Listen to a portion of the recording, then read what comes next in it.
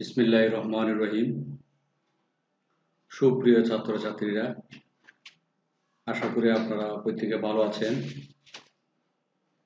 আমি আপনাদের সামনে আরেকটি ক্লাস নিয়ে এখন হাজির হচ্ছি। আমার আজকের ক্লাসটা হবে মূলধন বাজেট বা ক্যাপিটাল বাজেটিং এর উপর, ক্যাপিটাল বাজেটিং টেকনিক্স এর উপর। ইতিমধ্যে আমি এর 9টা ক্লাস নিয়েছি, 9টা লেকচার আছে 1 থেকে 9 পর্যন্ত। এগুলো আপনারা দেখবেন, কেননা এগুলো প্রতিটি সিরিয়াল ক্লাস। লেকচার 1 থেকে দেখে আসতে হবে। লেকচার 1, লেকচার 2 এগুলো ধারাবাহিকভাবে না দেখলে আপনাদের সমস্যা হবে, কেননা অধ্যায়টা একটু অন্য অধ্যায়ের তুলনায় অনেক বিশাল, পড়ার নিয়ম অনেকগুলা, একটা নিয়মের সাথে আরেকটা নিয়ম জড়িত থাকে। লেকচার 1 থেকে কেউ না দেখে যদি আমার ক্লাসটা মাঝ থেকে দেখেন, তাহলে আপনারা হয়তো অনেকে ভালো সুবিধা নাও পেতে পারেন। সেই জন্য লেকচার 1 থেকে দেখে আসতে হবে, কেননা আমি লেকচার 1-এ নিয়ে আলোচনা করেছি, 2-তে আলোচনা করেছি, পাশাপাশি ওই নিয়মগুলোর সাথে আমি অঙ্ক আলোচনা করেছি, নিয়ম আলোচনা করেছি, সাথে সাথে এটার অঙ্ক নিয়ে আলোচনা করেছি। সেই জন্য আমার ক্লাস যেটাই আপনাদের হাতে পৌঁছে মূলধন বাজেট বা ক্যাপিটাল বাজেটিং টেকনিকের উপর, তাহলে আপনাদের লেকচার 1 থেকে দেখে আসবেন। দেখার জন্য আমি আপনাদেরকে আমার চ্যানেলে নিয়ে যাচ্ছি, কিভাবে আপনারা ক্লাসগুলো দেখবেন। প্রথমত আপনারা ইউটিউবে যাবেন, ক্লিক করে এই যে ইউটিউবে ক্লিক করে জীবন স্যার লিখতে হবে, এখানে লেখা আছে, চলে আসছে। লিখে এগুলো আমার সবগুলো ভিডিও, আমার ইতিমধ্যে যে ক্লাসগুলো করেছি তার কতগুলো ক্লাস। আমার চ্যানেলের নাম হচ্ছে কমার্স একাডেমি। এই যে কমার্স একাডেমি এখানে লেখা আছে, কমার্স একাডেমি। কমার্স একাডেমি লিখে দিলেও চলে আসবে যে কোনো, অথবা আমার নাম বাংলায় লিখে দিলেও, জীবন স্যার বাংলায় লিখে দিলেও চলে আসবে, জহুরুল আলম জীবন লিখে দিলেও চলে আসবে, অথবা ক্যাপিটাল চ্যাপ্টারের নাম ক্যাপিটাল বাজেটিং টেকনিক্স লিখে দিলেও চলে আসবে। যে কোনো একটা লিখে দিলে, কিওয়ার্ড লিখে দিলে আমাকে খুঁজে পাওয়া যাবে। আপনারা ফেসবুক থেকেও পাবেন, লিঙ্কডইন থেকেও পাবেন, পিন্টারেস্ট থেকেও পাবেন, টুইটার থেকেও পাবেন, হ্যাঁ, ইউটিউব থেকেও পাবেন। আমি ইউটিউব দিয়ে দেখাচ্ছি। তাহলে আমি একটি ক্লাসে ঢুকতেছি। ঢোকার পরে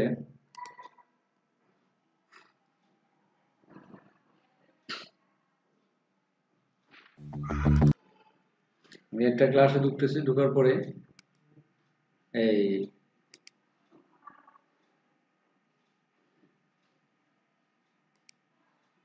আমি চ্যানেলে নিয়ে যাচ্ছি। এই যে আমার চ্যানেলের নাম কমার্স একাডেমি দেখা যাচ্ছে, দেখেন আমি সিলেক্ট করে দিলাম এটা কমার্স একাডেমি। এখানে ক্লিক করে আমার চ্যানেলে চলে যেতে পারবেন। এই যে আমার চ্যানেল, এখানে আমি ইতিমধ্যে অনেকগুলো ক্লাস করেছি, এগুলো সব আমার ক্লাস এখানে আছে। আপনারা দেখবেন, যাদের প্রয়োজন যেটা সেটা দেখবেন। এই প্লে লিস্টে যাবেন, বা আমি ভিডিও থেকে দেখিয়ে দিচ্ছি। ভিডিওতে আমি যে ক্যাপিটাল বাজেটের ক্লাসগুলো নিয়েছি তার চেহারাটা কীরকম দেখতে গেলে এই যে এই কালারের, এটা লেকচার 1, এটা 1 দেখে আসতে হবে, এটা 2, এটা ক্যাপিটাল বাজেটের উপর 2য় নম্বর ক্লাস।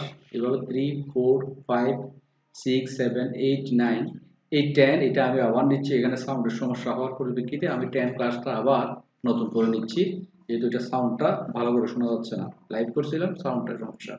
এই 10 নম্বর ক্লাসটা আমি আবার নিচ্ছি, সেই জন্য 10 নম্বর 2টা হবে। আপনারা সেকেন্ড 10 নম্বরটা মানে আজকেরটাই দেখবেন আর কি। এটা আমি প্রয়োজন ডিলিট করে দেব। তাহলে আমি আজকে এই যে এখান থেকে খুঁজে নিতে পারবেন সবগুলো ব্যানার এরকমই, অথবা প্লে লিস্টে গিয়ে এই যে প্লে লিস্ট, এটা আমার প্লে লিস্টে ক্যাপিটাল বাজেটের ক্লাস, এটা ক্যাপিটাল বাজেট, এটা ক্যাপিটাল বাজেটের ক্লাস, এখানে 10 পর্যন্ত পাবেন। তারপর cash flow statement, journal entries, business statistics এর উপর একটা অধ্যায় নিয়েছি, কস্ট শিট বা কস্ট স্টেটমেন্টের উপর নিয়েছি। তারপর একটা আছে এই ফ্লেক্সিবল বাজেটের একটা আছে, এটাকে কোথায় প্লেলিস্ট,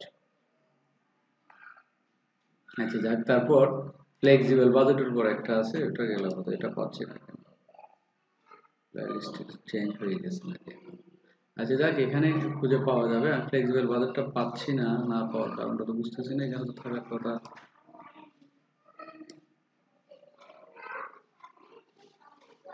আচ্ছা যাক, ফ্লেক্সিবল বাজেট একটা আছে, ওটাও দেখবেন। এই মূলত এটা হচ্ছে আমার ক্লাসের প্লেলিস্ট। আপনারা এই যে ক্যাপিটাল বাজেটের ক্লাসগুলো এখান থেকেই দেখবেন। হুম, তাহলে আমি আর কথা না বেরিয়ে, না বাড়িয়ে আমি আমার কাজে ফিরে যাচ্ছি। আমি আজকে যেটা ক্লাস নিব ক্যাপিটাল বাজেটের উপর, সেটা ইতিমধ্যে স্ক্রিনে দেখা যাচ্ছে average rate of return. Average rate of return সংক্ষেপে বলা হচ্ছে এটাকে। প্রত্যেকের প্রথম অক্ষর নিলে A R R, average rate of return or accounting rate of return or ARR বের করার নিয়ম। এটা নিয়ে আমি এখন আলোচনা করব। তবে এটা আলোচনা করার পূর্বে আমি আবার বিভিন্ন ক্লাসের এটার সাথে রিলেটেড ক্লাসগুলো আমি একটু করে আবার রিভিউ দিব। তাহলে এই এভারেজ রেট অফ রিটার্ন বা অ্যাকাউন্টিং রেট অফ রিটার্ন বের করার নিয়ম নিয়ে, এটা বের করার নিয়ম এবং এটা দিয়ে কয়েকটা বা একটা আজকে একটা অঙ্ক করব, এটা আমি করার জন্য চিন্তা করেছি আসলে। তাহলে এভারেজ রেট অফ রিটার্ন বের করার আগে আমাদের এটা সম্পর্কে একটু জেনে নিতে হবে। একটু জেনে নেওয়ার জন্য আমাদের এখন আমি যাচ্ছি আবার বইয়ের মধ্যে। আমার এখানে পিডিএফ বই করছি। এটা হচ্ছে কমার্স পাবলিকেশনের একটা বই। এই যে গড় উপার্জন হার পদ্ধতি বা গড় মুনাফার হার পদ্ধতি বা হিসাব বিজ্ঞানের হার পদ্ধতি বা বিনিয়োগ উপার্জন হার পদ্ধতি, ইংরেজিতে বলা হচ্ছে average rate of return, ARR, accounting rate of return, ARR বা রিটার্ন অন ইনভেস্টমেন্ট। এই যে এটা সম্পর্কে আলোচনা করব। তো এটার এখানে বলা হচ্ছে গড় উপার্জন হার পদ্ধতিকে, মানে আমরা যখন এটা নিয়ে যেটা আলোচনা করতেছি সেটাকে বিনিয়োগ উপার্জন হার বা হিসাব বিজ্ঞানের উপার্জন হার পদ্ধতি বলা হয়। বলা হচ্ছে গড় উপার্জন হার পদ্ধতিকে, মানে প্রথম এভারেজ রেট অফ রিটার্ন, এটাকে কি বলা হচ্ছে বিনিয়োগের উপার্জন হার বা হিসাব বিজ্ঞানের উপার্জন হার পদ্ধতিও বলা হয়, মানে এটার আরো ভিন্ন ভিন্ন নামগুলো বলা হচ্ছে। তারপর এই পদ্ধতিতে মূলধনের উপর বার্ষিক প্রাপ্তির শতকরা হার বিবেচনা করা হয়। কিসের উপর? মূলধনের উপর বার্ষিক প্রাপ্তির শতকরা হার বিবেচনা করা হয় এবং যে প্রকল্পের গড় মুনাফার হার অধিক, মানে আমার একাধিক প্রকল্প থাকলে, 2টা বা 3টা প্রকল্প থাকলে, তাহলে যে প্রকল্প দ্বারা লাভের হার বেশি থাকবে সেই প্রকল্পটিকে চিহ্নিত করে সে প্রকল্প চিহ্নিত করা হয় বা নির্বাচন করা হয়। তাহলে আমরা বুঝতেছি একাধিক প্রকল্প যদি থাকে, তাহলে মনে করে আমরা 3টা প্রকল্প আছে, একটা লাভের হার 10%, আরেকটা 15%, আরেকটা 20%। তাহলে বলা হচ্ছে যে প্রকল্পের গড় মুনাফার হার বেশি, যেটা পার্সেন্টেজটা বেশি আসবে, নিশ্চয়ই 10, 20, 15-র মধ্যে 20%টাই বেশি, তাহলে 20% যেই প্রকল্পে আসবে সেটাই আমরা নির্বাচন করব। তাহলে আমরা এটার জন্য গ্রহণ, বর্জন, অ্যাকসেপ্ট অথবা রিজেক্টের কথা বলা থাকলে কোন উপার্জন গ্রহণ করব এআরআর এর ভিত্তিতে বা আরওআই এর ভিত্তিতে সেটা চিহ্নিত করতে গেলে যে প্রকল্পের উপার্জনের হারের পরিমাণ বেশি সেটা চিহ্নিত করব এবং সেটা আমরা নির্বাচন করব, সেটা বা সিলেক্ট করব, তাহলে বা অ্যাকসেপ্ট করব। এভারেজ রেট অফ রিটার্ন, এরপর এভারেজ রেট অফ রিটার্ন বের করার সর্বাধিক দুটি সূত্র হচ্ছে। এই সূত্রটা আলোচনা করার আগে আমি আবার একটু আমার লেখার মধ্যে চলে যাচ্ছি। এই average rate of return, average rate of return বা অ্যাকাউন্টিং রেট অফ রিটার্ন বা এআরআর বের করার দুই পদ্ধতিতে এআরআর বা আরওআই বের করা যায়। দুই পদ্ধতিতে কি কি? এক হচ্ছে গড় বিনিয়োগের ভিত্তিতে, গড় বিনিয়োগের ভিত্তিতে এভারেজ রেট অফ রিটার্ন। দুই হচ্ছে প্রকৃত বিনিয়োগের ভিত্তিতে, প্রকৃত বিনিয়োগের ভিত্তিতে আরওআই, মানে এআরআর এবং আরওআই দুটো পদ্ধতিতে বের করা যায়। দুটো পদ্ধতি, এক গড় বিনিয়োগ, দুই হচ্ছে প্রকৃত বিনিয়োগ। আমি সিলেক্ট করে দেখাচ্ছি এই দুই পদ্ধতিতে এই অঙ্কগুলো করা যায়। এখন এই অঙ্কগুলো করতে আমাদের কি কি প্রয়োজন হবে? এই অঙ্কগুলো করতে কি কি প্রয়োজন হবে? কি কি প্রয়োজন হবে? 1 নম্বর, নেট ইনকাম আফটার ট্যাক্স, এনআইএটি অথবা ইএটি বের করতে হবে। আমি সিলেক্ট করে দিয়েছি কি কি করতে হবে। 1 নম্বর আইটেম হচ্ছে আমাদের অবশ্যই এই অঙ্কটা করতে গেলে net income after tax, EAT অথবা এনআইএটি, ইএটি বের করতে হবে। 1 নম্বর হচ্ছে এটা। এই ইএটি ছাড়া কখনো অঙ্ক করা যাবে না। 2, বিনিয়োগ বা মূলধন লাগবে, এনসিইউ লাগবে। বিনিয়োগ বা মূলধন, আমরা ব্যবসা করার জন্য যে মূলধনটা বলি সেটাকে বিনিয়োগ বলা হয় বা ইনভেস্টমেন্ট বলা হয়, নেট ক্যাশ আউটলে বলা হয় এখানে অধ্যায়ে। এই জিনিসটা লাগবে। কয়টা জিনিস? 2টা জিনিস। 3 নাম্বার, সেলভেজ ভ্যালু অর ভগ্নাবশেষ মূল্য যদি থাকে, সেলভেজ ভ্যালু লাগবে। সেলভেজ ভ্যালু বা স্ক্র্যাপ ভ্যালু বা রেসিডুয়াল ভ্যালু, এগুলোর বাংলা হচ্ছে ভগ্নাবশেষ মূল্য বা অবশেষ মূল্য যদি থাকে। অঙ্কে যদি থাকে এটা আমরা সূত্রে প্রয়োগ করব, না থাকলে নাই। দেন এই নেটওয়ার্কিং ক্যাপিটাল অর চলতি মূলধন যদি থাকে, নিট চলতি মূলধন বের করতে থাকলে এটাও আমরা হিসাবভুক্ত করব, থাকলে অঙ্কের মধ্যে হিসাবে আনবো, সূত্র ব্যবহার করব, না থাকলে নাই। তাহলে আমরা 4টা জিনিস কি কি? 1 নম্বর হচ্ছে ইএটি বের করতে হবে, নেট ইনকাম আফটার ট্যাক্স। 2 নম্বর হচ্ছে এনসিইউ লাগবে। 3 নম্বর হচ্ছে সেলভেজ ভ্যালু বা ভগ্নাবশেষ মূল্য লাগবে। এটা যদি থাকে, এটা ইফ যদি থাকে, এটা থাকার উপর, থাকলে ইস হবে, না থাকলে নাই। নেটওয়ার্কিং ক্যাপিটাল বা চলতি মূলধন লাগবে যদি থাকে। তবে এই দুইটা লাস্টের দুইটা 3 এবং 7 যদি থাকে এগুলো থাকলে হিসাব হবে, না থাকলে নাই। তবে 1 এবং 2 অবশ্যই অঙ্কের মধ্যে লাগবে, মনে রাখতে হবে 1 এবং 2 ছাড়া কখনো এভারেজ রেট অফ রিটার্ন বের করা যাবে না বা আরওআই বের করা যাবে না। তাহলে আমরা বুঝতে পারলাম এরা বের করার জন্য অবশ্যই দুইটা প্রয়োজন, 1 নম্বর এবং 2 নম্বরে ইএটি এবং এনসিকিউ লাগবে। এখন আমরা আমাদের জানতে হবে কিভাবে ইএটি বের করতে হবে বা এনআইএটি বের করতে হবে। ইতিমধ্যে আমি লেকচার 1 এ সিএফএটি বের করার নিয়ম শিখিয়েছিলাম, লেকচার 1 একদম এখানে সিএফএটি বের করা শিখিয়েছিলাম। এই সিএফএটি থেকে ইএটি, সিএফএটির মধ্যে ইএটি বের করার নিয়মটা ছিল আমি দেখাচ্ছি। তারপর এখানে আমার এখানে আছে যে এটা এটা লেকচার 1 এ আলোচনা করেছিলাম। এই আর্নিং, এটা lecture net income, cash flow, এগুলো সব একই কথা, এগুলো অল আর সেম। এগুলো বাংলা হচ্ছে আয় বা নিট আয়। এখানে কখনো আর্নিং অথবা নেট ইনকাম অথবা ক্যাশ ফ্লো একই কথা। এখানে আমরা এই lecture 1 A calculation of cash flow after tax অথবা সিএফএটি বা এনসিবি বের করার নিয়ম এটা সম্পর্কে আমরা জানি। এই CFAT cash flow after tax ইতিমধ্যে আমরা এটা সম্পর্কে 9টা ক্লাস করে ফেলেছি সিএফএটির উপর। লেকচার 1 থেকে 9 পর্যন্ত আপনারা 1 থেকে 9 পর্যন্ত অঙ্কগুলো করে ফেললে সিএফএটি সম্পর্কে আশা করি কোনো সমস্যা থাকবে না। সিএফএটি একেবারে ইজি একটা বিষয়। তারপর এরপর আমি আজকের ক্লাসের জন্য আবার একবার রিভিউ যাচ্ছি। এই সিএফএটি নির্ণয় করার জন্য কি করতে হচ্ছে, earning before interest and taxes, সংক্ষেপে বলা হচ্ছে ইবিআইটি, এটা লাগবে। এটা থেকে ডেপ্রিসিয়েশন বাদ, লেস ডেপ্রিসিয়েশন বাদ, ডেপ্রিসিয়েশন বাদ দিয়ে বিফলের নাম হচ্ছে নেট ইনকাম বিফোর ট্যাক্স অথবা এনআইবিটি অথবা সিএফবিটি অথবা ইবিটি। এরপর ইনকাম ট্যাক্স বাদ দিয়ে, লেস ইনকাম ট্যাক্স বাদ দিয়ে বের হবে নেট ইনকাম আফটার ট্যাক্স। এই দেখেন net income after tax last line যেটা আমি এখন সিলেক্ট করলাম এনআইআইটি অথবা ইআইটি, এতটুকু পর্যন্ত আমাদের লাগবে। এর আগে আমরা যে অঙ্কটা করেছিলাম এটার সাথে কি করেছি, ডেপ্রিসিয়েশন যোগ করে ক্যাশ ফ্লো আফটার ট্যাক্স অথবা সিএফআইটি এতটুকু আমরা নির্ণয় করেছিলাম। এই কাজটা শিখেছিলাম লেকচার 1 থেকে 9 এর পর্যন্ত। এইটুকু যতটুকু সিলেক্টেড আছে সিএফআইটি বের করার এতটুকু পুরো লেগেছে। সিএফএটি, এই যে সিএফএটি এইটুকু বের করতে গেলে আমাদের নির্ণয় সিএফএটি বের করতে গেলে এই কাজটা লাগবে। এখন আমাদের সিএফএটি লাগবে না, আমাদের লাগবে এতটুকু পর্যন্ত, নেট ইনকাম এই কতটুকু পর্যন্ত, earning before interest and tax থেকে এই অন্তটুকু আমাদের লাগবে। এখন এই সি বাইর করার জন্য আমি এটা আলাদা করে বের করতেছি। কিভাবে বের করছি এগুলো সূত্র আমি দেখিয়েছি, আমি দেখাচ্ছি এখন। এই যে 1 নম্বর নেট ইনকাম আফটার ট্যাক্স অথবা এনআইএটি অথবা ইএটি বের করতে হবে। এটা বের করার জন্য মানে 1 নম্বর এটা সম্পর্কে আলোচনায় আসতেছে। আমরা এটা বের করার জন্য কি করতে পারি, 1 number calculation of cash flow after tax অথবা এনআইএটি অথবা যদি প্রশ্নে ইবিআইটি দেওয়া থাকে। এখানে বলা হচ্ছে যদি প্রশ্নে ইবিআইটি দেওয়া থাকে। এই যে ইবিআইটি দেওয়া থাকলে এই অংশটা মানে ইবিআইটি মানে এই প্রশ্নে এই মানটা যদি দেওয়া থাকে তাহলে আমাদের এই অংশ থেকে এতটুকু পর্যন্ত এতটুকু পুরোই বের করতে হবে, এতটুকু পুরো। এই অংশটা দিয়ে আমি এখানে লেখাটা রেডি করেছি দেখেন। Earning before interest and taxes থেকে ডেপ্রিসিয়েশন বাদ, নেট ইনকাম বিফোর ট্যাক্স, এরপর ইনকাম ট্যাক্স বাদ দিয়ে নেট ইনকাম আফটার ট্যাক্স, এই ইআইটি বের হয়ে গেল এতটুকু। তাহলে এটা কখন এতটুকু লাগবে, যদি প্রশ্নে ইবি আইটি দেওয়া থাকে তাহলে এতটুকু পর্যন্ত দিয়ে ইআইটি বের করতে হবে।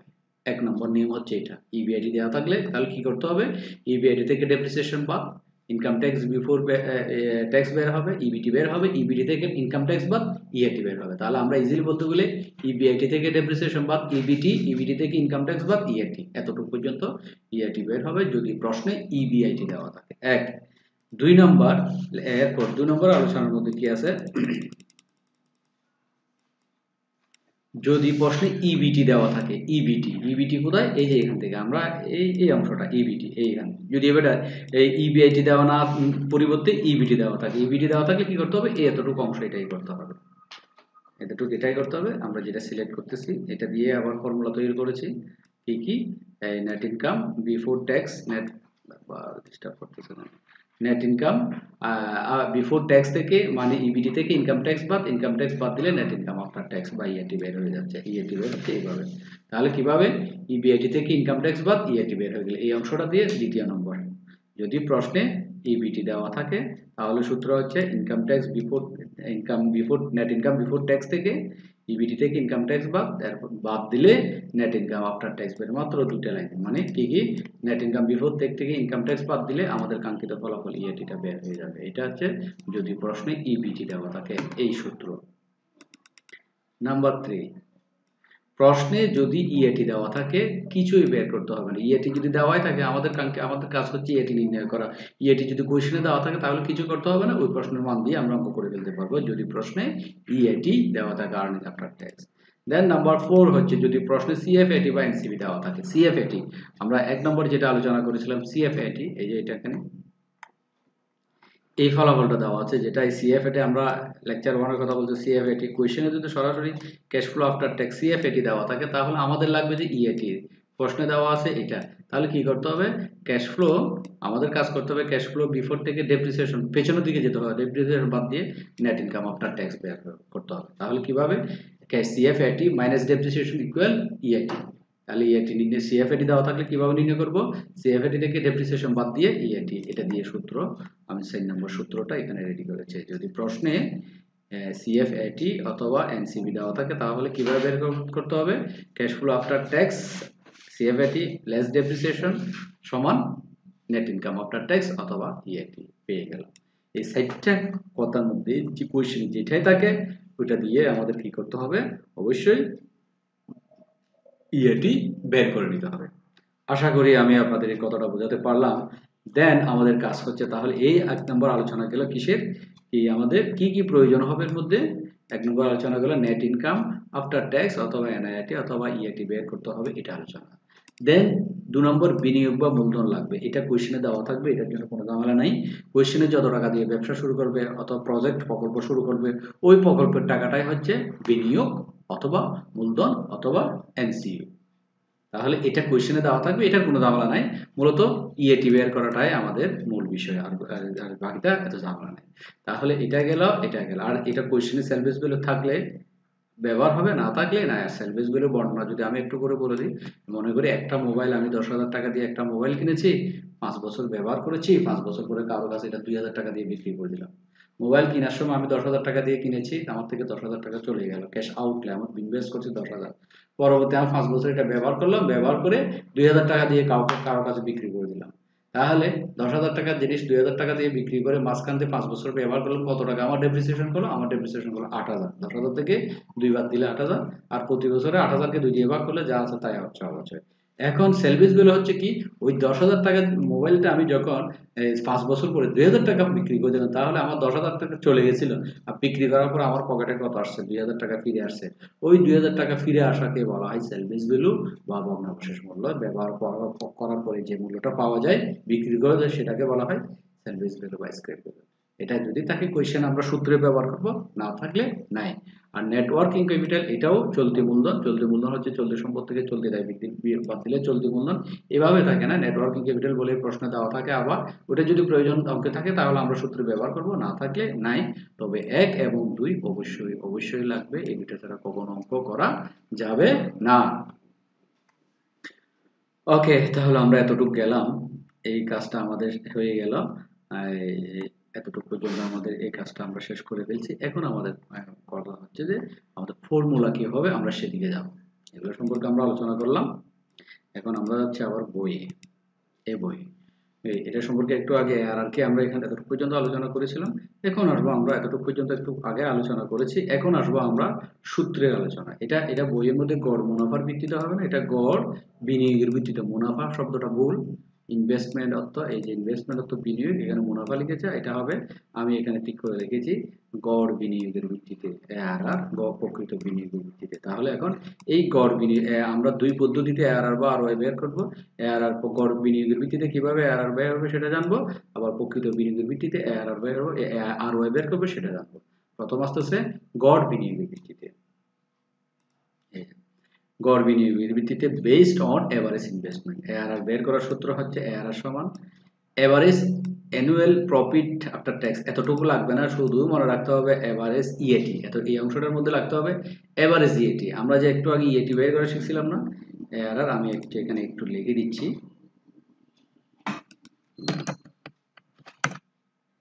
ARR equal average EAT. Average EAT কে ভাগ হবে এভারেজ ইনভেস্টমেন্ট দ্বারা।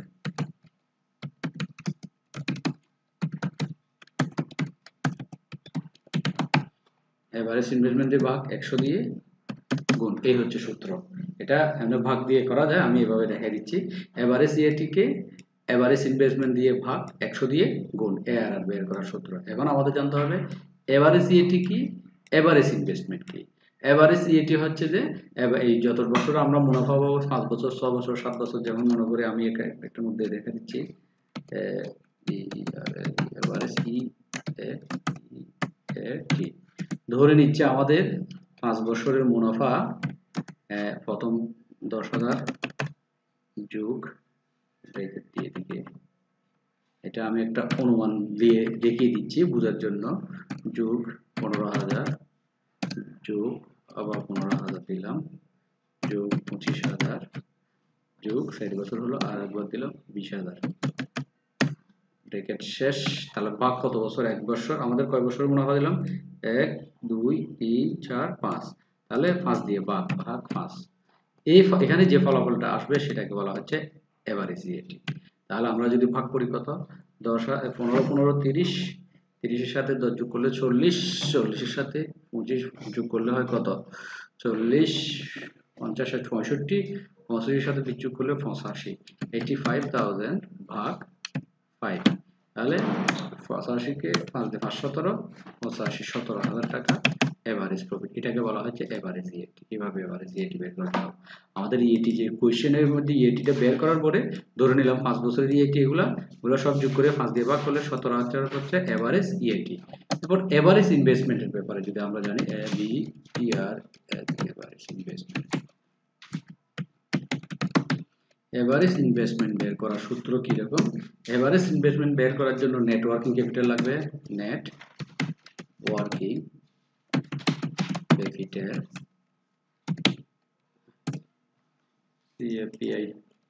ক্যাপিটাল ব্র্যাকেট ইফ এনি, যদি থাকে এটা ব্যবহার হবে, না থাকলে নাই, প্লাস প্লাস দিতে হবে। আমাদের কি করতে হবে? এটার সাথে যোগ হবে যে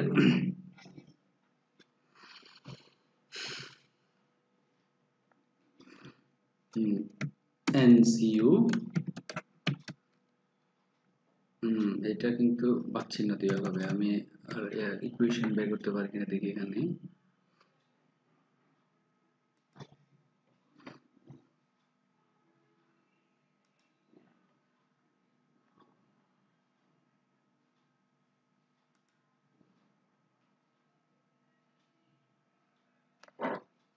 এটা হবে না।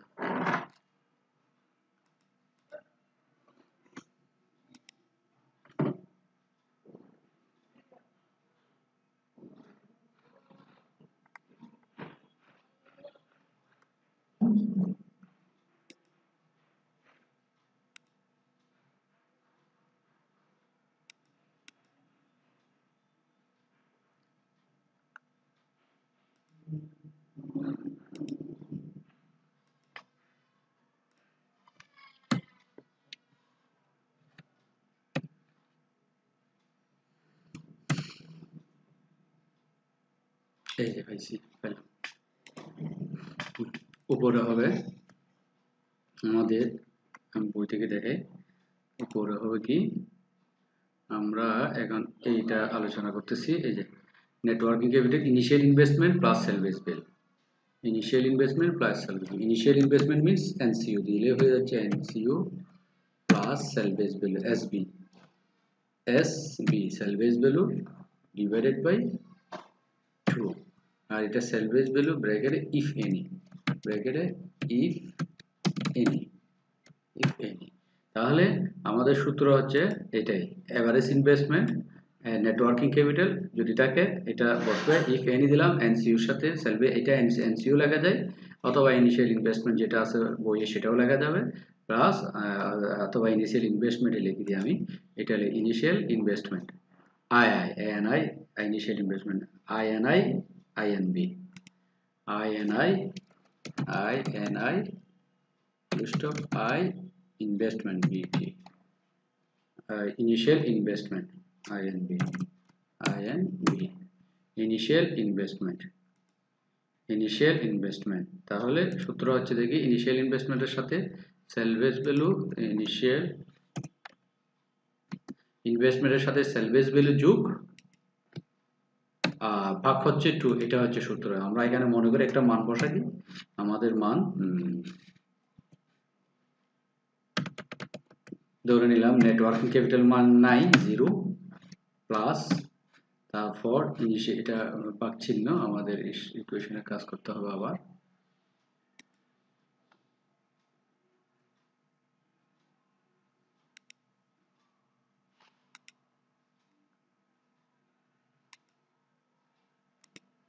একটু আগে বের করলাম, তো কোথায় গেল?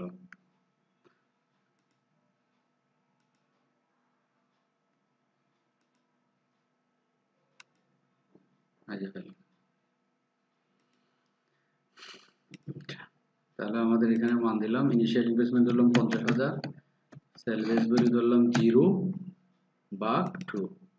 তাহলে কত আসে আমাদের ফলাফল? আমাদের ফলাফল আসবে সমান 0 প্লাস, এটা 50 এর সাথে 2 শূন্য যোগ করলে 50, 2 দিয়ে ভাগ করলে 25,000। তাহলে আমাদের এই মান হচ্ছে 25,000। এটাই হচ্ছে এভারেজ ইনভেস্টমেন্ট। এই এভারেজ ইনভেস্টমেন্টের এটাই হচ্ছে ফর্মুলা। এখন এই এভারেজ ইনভেস্টমেন্টের মান পাইলাম, আবার এদিকে কিসের পাইলাম? এআর এর মান পাইলাম। এটাও আমি সূত্রের মাধ্যমে দেখাই দিই। এভারেজ ইএটি কে ভাগ হবে কি দিয়ে, এটা কপি করে এখানে নিয়ে যাই। কপি তো হচ্ছে না,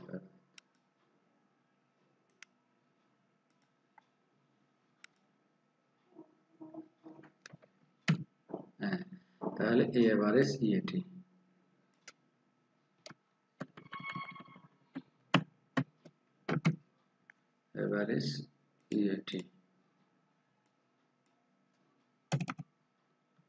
টেস্ট ভাগ এভারেজ ইনভেস্টমেন্ট।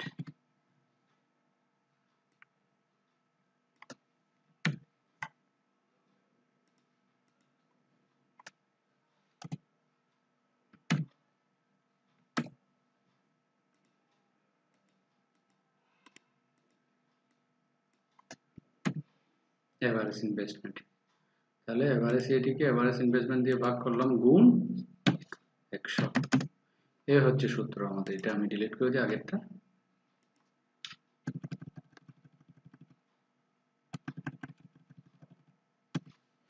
এই হলো আমাদের কিসের এআরআর এর ফর্মুলা। এআরআর এর ফর্মুলা আমরা পাইলাম এটাই। এআরআর এর ফর্মুলা আমরা এটাই পাইলাম। এভারেজ ইএটিকে এভারেজ ইনভেস্টমেন্ট দিয়ে ভাগ 100 দিয়ে গুণ। এখন আমরা এখানে যদি মান বসাই দিই, এখানে যদি মান বসাই, তাহলে আমাদের মান কত হয়? ইকুয়াল, আমি সূত্রের মধ্যে মানটা বসাই দিই। এভারেজ ইএটি এর মান হচ্ছে 17,000,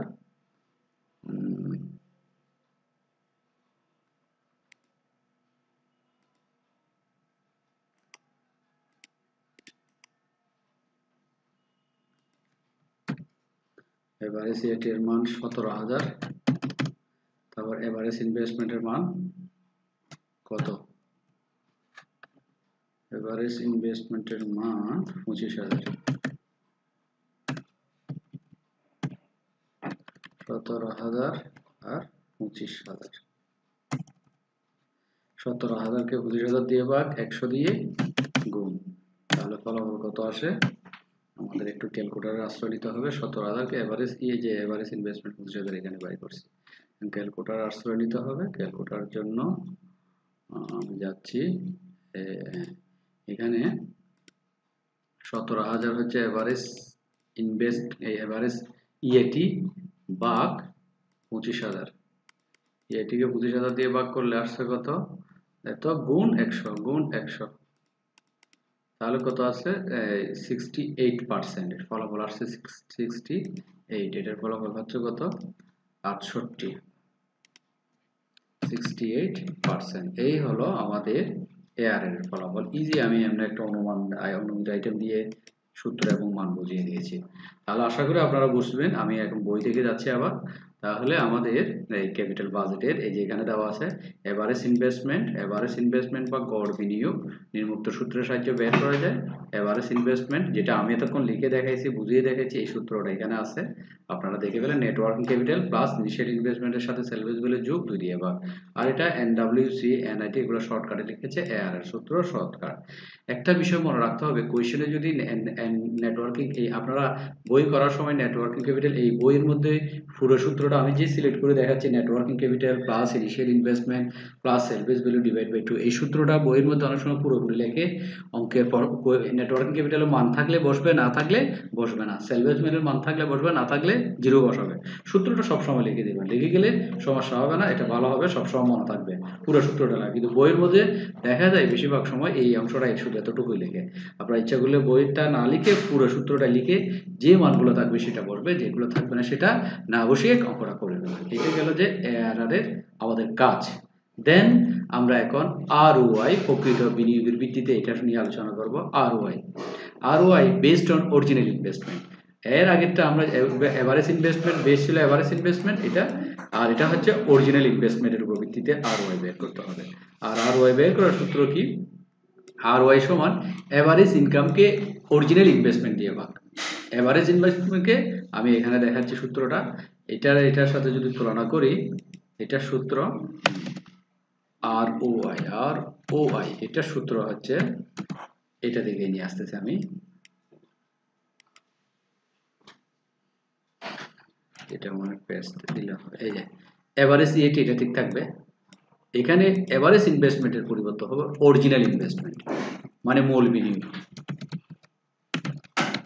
অরিজিনাল ইনভেস্টমেন্ট। আরওআই সমান অরিজিনাল ইনভেস্টমেন্ট ইনটু 100।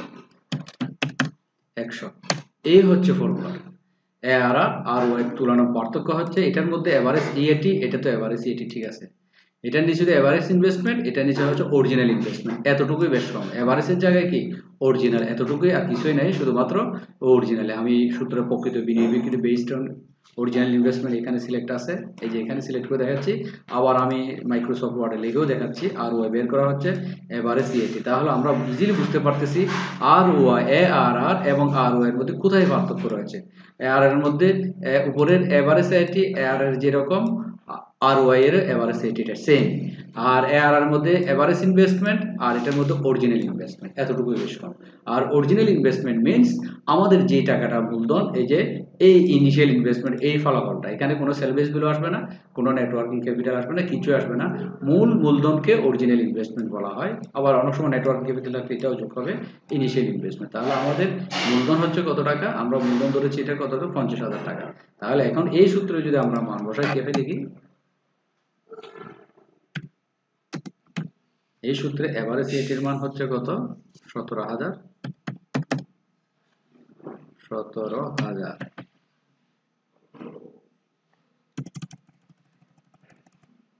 তারপর এভারেজ ইনভেস্টমেন্ট না বলে আমাদের এখানে হচ্ছে অরিজিনাল ইনভেস্টমেন্টের মানটা বসে কি,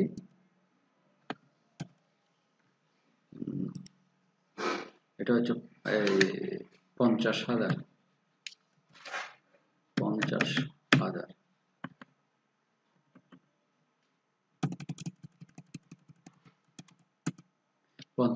17,000কে 50,000 দিয়ে ভাগ, 100 দিয়ে গুণ। এ হচ্ছে আরওআই এর সূত্র। সমান কত আসে, সমান 17,000কে 50,000 দিয়ে ভাগ, 100 দিয়ে গুণ। ক্যালকুলেটর দিয়ে দেখি আমরা, 17,000 ভাগ 50,000 গুণ 100, তাহলে কত আসছে, 34%। ওটার অর্ধেক হয়ে যাবে 34%, এটা হবে যে 34%। এটা গেল, এটা 68 এর অর্ধেক 34, এটা 34% আরওআই। তাহলে আমরা আরওআই এর ফর্মুলা এবং এআরআর এর ফর্মুলা মোটামুটি আলোচনা করলাম, একটা নমুনা নিজের মুখে বলে এটা সম্পর্কে আলোচনা করে সূত্রের মাধ্যমে জিনিসটা দেখিয়ে দিলাম। তাহলে আশা করি এআরআর এবং আরওআই কোনো জটিল বিষয় নয়, মূলত এভারেজ ইএটি এটাই হচ্ছে মূল বিষয় অঙ্ক করার জন্য। কেননা আমরা ইএটি বের করার জন্য এখানে 4টা নিয়ম আছে ইএটি বের করার জন্য। এক, কোথায় ইবিটি, প্রশ্নে যদি ইবিটি দেওয়া থাকে তখন ইএটি বের করতে হবে এই ফর্মুলার মাধ্যমে। তারপর প্রশ্নে যদি ইবিটি দেওয়া থাকে তখন বের করতে হবে এটার মাধ্যমে। প্রশ্নে যদি ইএটি দেওয়া থাকে কিছুই করতে হবে না, তখন 3 নম্বরটা। প্রশ্ন যদি সিএফএটি অথবা এনসিবি দেওয়া থাকে তখন এটার মতো সেটাই নিয়ম আছে। কোশ্চেনে কি আছে সেটা বুঝে আমাদেরকে এই সূত্র প্রয়োগ করে এআরআর এবং আরওআই নির্ণয় করতে হবে। আশা করি আমি বুঝাতে পারলাম। এই মূলত এআরআর এবং আরওআই এর মূল ঘটনা বোঝা গেল আশা করি। এরপর গ্রহণ এবং বর্জন নিয়ম, অ্যাকসেপ্ট এন্ড রিজেক্ট। অ্যাকসেপ্ট কিভাবে করবো, রিজেক্ট কিভাবে করবো, একটু আগে আমরা আলোচনা করেছিলাম শুরুতে। এটা হচ্ছে যেহেতু পার্সেন্টেজের বিষয়, কোয়েশ্চেনের মধ্যে 3টা প্রকল্প, এটা আমরা ধরছিলাম একটা প্রকল্প, এরকম যদি একাধিক প্রকল্প থাকে, 2টা বা 3টা প্রকল্প থাকে, 2টা বা 3টা, এই যে এরকম পার্সেন্টেজ গুলো বের হবে, এরকম পার্সেন্টেজ গুলো বের হবে। মনে করো এআরআর এটা একটা প্রকল্প, এটা বের হলো 68%, আরেকটা বের হলো 40%, আরেকটা বের হলো 30%। তাহলে 3টা প্রকল্পের মধ্যে কোনটার পার্সেন্টেজ বেশি, এটার পার্সেন্টেজ বেশি, নিশ্চয়ই 60, ওইটাই গ্রহণ করা হবে। একইভাবে আরওআই এর ভিত্তিতে যে পার্সেন্টেজটা বেশি থাকবে 2টা বা 3টা প্রকল্পের ক্ষেত্রে, যার পার্সেন্টেজ বেশি থাকবে, লাভের হার বেশি থাকবে, সেই প্রকল্পটা অ্যাকসেপ্ট করা যাবে। আর বাকিগুলো কি করতে হবে, রিজেক্ট করতে হবে। এগুলো অ্যাকসেপ্ট এবং রিজেক্ট। এরপর আসতেছে আমরা একটা নিয়ম নিয়ে আলোচনা। 35 মিনিট হয়ে যাচ্ছে, একটা নিয়ম নিয়ে আলোচনা করবো এখন। এক্সাম্পল 10 একটা নিয়ে আলোচনা করে আজকে ক্লাস আমি শেষ করবো এখানে। এক্সাম্পল 10 এর মধ্যে Shakil enterprise want to buy a machine. Shakil enterprise একটি মেশিন ক্রয় করতে চায়। দাম মেশিন কস্ট ভ্যালু 1,50,000 টাকা। মেশিনের কিনা দাম হচ্ছে 1,50,000 টাকা। এই 1 লক্ষ কস্ট ভ্যালুটা, যেটা দিয়ে মেশিন কিনে যে টাকাটা চলে গেছে, সেটাই হচ্ছে তার জন্য ইনভেস্টমেন্ট, মূলধন। সেটাই হচ্ছে এনসিইউ, এটাই হচ্ছে ইনিশিয়াল ইনভেস্টমেন্ট। এনআইআই ইনিশিয়াল ইনভেস্টমেন্টের ফিগারটা হচ্ছে 1,50,000। আশা করি বোঝা গেল। এন্ড পিরিয়ড 5 ইয়ার্স, মেশিনটা কত বছর সার্ভিস দিবে, 5 ইয়ার্স। এটা হচ্ছে লাইফ, এটা হচ্ছে আয়ুষ্কাল, এটা ডেপ্রিসিয়েশন বের করার জন্য লাগে 5 years. The project net profit after tax, দেখেন the project net profited after tax. Net profit after tax তার মানে কি, নেট প্রফিট মানে আর্নিং। নেট প্রফিটকে আমরা আর্নিং জানি, ক্যাশ ফ্লো জানি। এখানে নেট প্রফিট শব্দের অর্থ এটা আমরা যদি ছোট ধরে, নেট প্রফিট মানে আর্নিং আফটার ট্যাক্স এটি, তার মানে এনএটি দেওয়া আছে। নেট প্রফিট আফটার ট্যাক্স এনএটি যেহেতু দেওয়া আছে, তাহলে এটা আমাদের এই আমরা যে নিয়ম আলোচনা করেছিলাম একটু আগে, আমি দেখাই। ইএটি আর্নিং আফটার ট্যাক্স, মানে নেট প্রফিট মানে মানে টি, মানে আফটার টি মানে ট্যাক্স, তার মানে এটাই দেওয়া আছে আমাদের নিয়মে। যদি প্রশ্নে ইএটি দেওয়া থাকে, ই মানে আর্নিং, মানে আফটার টি মানে ট্যাক্স। আমরা এখানে শুরুতে 1 নম্বর লেকচারে আসছিল এই আর্নিং, যে কথা আর্নিং এর নেট ইনকামের এনআই, ক্যাশ ফ্লো সিএফ, এগুলো সেম। এখানে এই অঙ্কের মধ্যে নেট ইনকাম আফটার ট্যাক্স বা নেট প্রফিট, নেট ইনকাম যে কথা, নেট প্রফিটও সেম কথা, নেট প্রফিট আফটার ট্যাক্স দেওয়া আছে। তাহলে নেট প্রফিটের পরিবর্তে যদি আমরা সিলেক্ট করি আর্নিং আফটার ট্যাক্স, তাহলে ইএটি কোয়েশ্চেনে দেওয়া আছে। তার মানে আমাদের এই কোয়েশ্চেনের 7টা নিয়মের মধ্যে সরাসরি 3য় নম্বর যদি প্রশ্নে ইএটি দেওয়া থাকে, তাহলে কি করতে হবে না, কিছুই করতে হবে না। এটাই কিছুই করতে হবে না, সরাসরি আমরা করে ফেলতে পারবো। তাহলে এখানে ইএটি দেওয়া আছে, যে সিলেক্টেড অংশ আমি সিলেক্ট করে দেখিয়েছি, net profit after tax EAT দেওয়া আছে। তাহলে আমাদের কিছু করতে হচ্ছে না। ইয়ার 1 থেকে 5 বছর, প্রফিট 1 থেকে 5 বছর, ভিন্ন ভিন্ন প্রফিট, ইয়ার ভিন্ন ভিন্ন, আয় ভিন্ন রকম, একই রকম না। তাহলে আমরা কাজ করতে পারবো অসমান সূত্র দিয়ে। You are required to calculate, কি কি বের করতে হবে তোমাকে, average rate of return ARR বের করতে হবে, rate of return on opening investment ROI বের করতে হবে। এই সূত্রটা দেখলে এখন আমি যেটা একটু নিয়ে অঙ্কের মধ্যে লিখে আলোচনা করেছি, আশা করি আপনারা বুঝেই গেছেন। কেননা আমরা যদি এটা থেকে এআরআর বের করি, এভারেজ সিএফটি বের করতে হবে। এভারেজ সিএফটি বের করতে গেলে কি করতে হবে, এই 5টা প্রফিট, যে প্রফিট আমি 5টা সিলেক্ট করেছি, 20,000, 18,000, 15,000, 17,000, 15,000, এগুলো কি করে ফেলতে হবে, যোগ করতে হবে। আমি সলিউশনে দেখিয়ে দিচ্ছি। এগুলো যোগ করে এই যে এখানে দেওয়া আছে table for calculation of ARR and ROI. Net profit after tax 20, 18, 15, 17, 15 যোগ করলে কত, 85,000। আর ইয়ার হচ্ছে 5, এখানে হিয়ার এভারেজ ইএটি 85,000-কে 5 দিয়ে ভাগ করে 17,000 বের করে ফেলছে। তাহলে এটা গেল 17,000 ইএটি বের করে ফেললাম।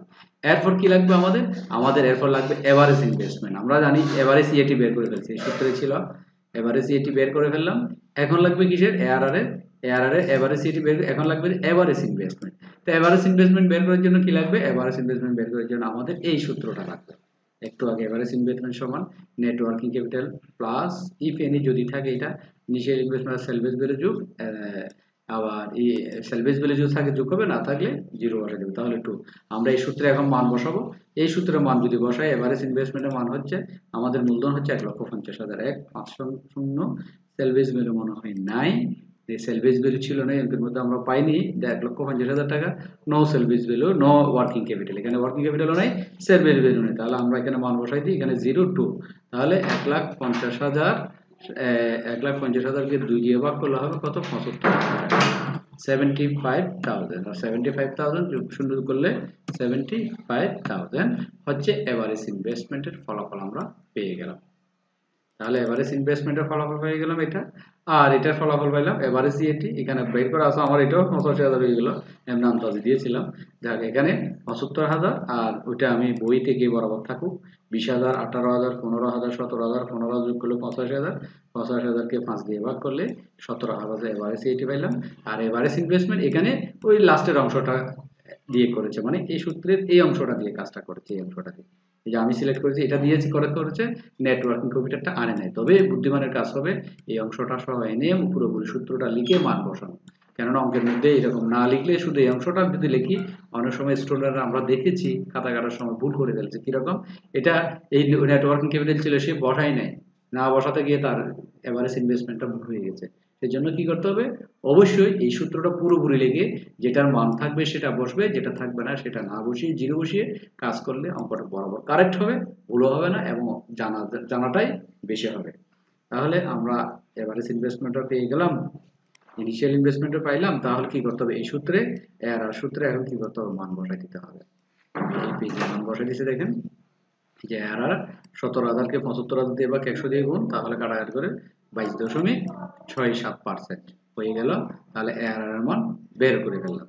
এরপর আরওআই, আমি একটু আগে আরওআই আলোচনা করেছিলাম, রিটার্ন অন ইনভেস্টমেন্ট, আর ইজি বিষয়, উপরেরটা ঠিক থাকবে আরওআই, এভারেজ ইএটি ঠিক থাকবে, ইনিশিয়াল ইনভেস্টমেন্ট নিচে বসবে ইনিশিয়াল ইনভেস্টমেন্ট ইনটু 100, তাহলে এই যে এখানে লিখেছিলাম আমি সেকেন্ডটা, এই যে আরওআই এভারেজ ইএটি এটা ঠিক থাকবে ফলাফল, আর অরিজিনাল ইনভেস্টমেন্ট এটা সরাসরি থাকবে, তাহলে আমরা এখানে যদি মান বসাই, এটা 17,000 ঠিক আছে, এটা হচ্ছে অরিজিনাল ইনভেস্টমেন্ট হচ্ছে 1,50,000, 150 ইন্টু 100, এখন ফলাফল যদি আসে কত, 17,000কে 1.5 লাখ দিয়ে ভাগ 100 দিয়ে গুণ, আমি এটা ক্যালকুলেটর দিয়ে বের করতেছি, 17,000 ভাগ 1,50,000